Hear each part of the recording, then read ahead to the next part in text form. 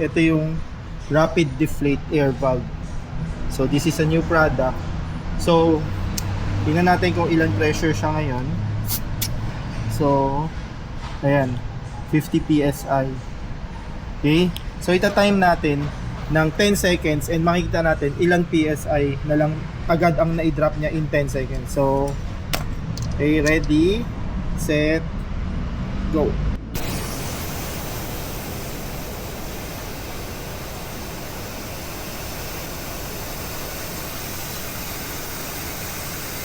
Okay.